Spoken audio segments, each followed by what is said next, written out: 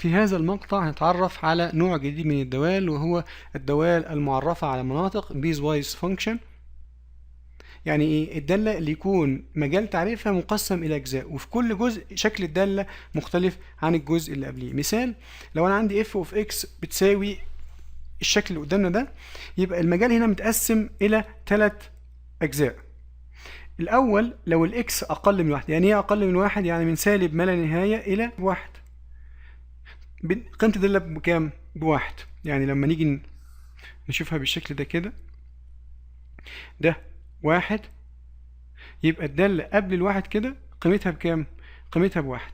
من 1 ل2، من 1 ل2 يعني الفترة المغلقة من 1 إلى 2، قيمة الدالة بإكس. طب إكس عند الواحد يبقى هتساوي 1، وعند ال2 هتساوي كام؟ تساوي 2. أوصل بينهم كده، يبقى ده الشكل التاني أو الجزء التاني. بعد ال2 فهي 3 ناقص إكس، 3 ناقص إكس. طب عند ال2 هتبقى 3 ناقص 2 بكام؟ بواحد، وبعدين تقوم نازلة كده. يبقى ده أكن بالظبط كده قسمت المجال بتاعي. في هذه الفترة الدالة بتاعتك ثابتة بتساوي 1. في الفترة دي الدالة بتاعتي طالعة لفوق، بعد كده الدالة بتاعتي بتنزل لفين؟ بتنزل لتحت.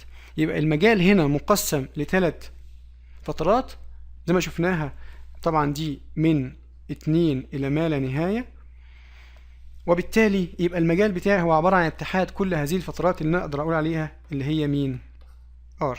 ناخد مثال آخر على الكلام ده.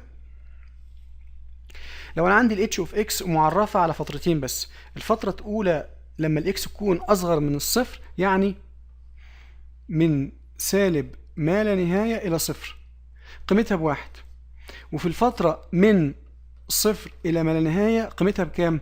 بإكس تربيع. لو حبيت أرسم بالشكل ده، هيبقى من سالب ما لا نهاية لحتى صفر الدالة قيمتها بكام؟ بواحد. تيجي عند الصفر مش معرفة. طيب من بعد الصفر إلى ما لا نهاية الدالة قيمتها بإكس تربيع، يبقى أقدر أرسمها كده. فالدالة دي مجالها مين؟ مجالها من سالب ما لا نهاية لصفر، ومن صفر إلى ما لا نهاية. اتحاد الفترتين دول يديني R كلها، ما عدا مش معرفة عند مين الدالة؟ عند الصفر. ليه؟ لأن مفيش هنا كلمة يساوي.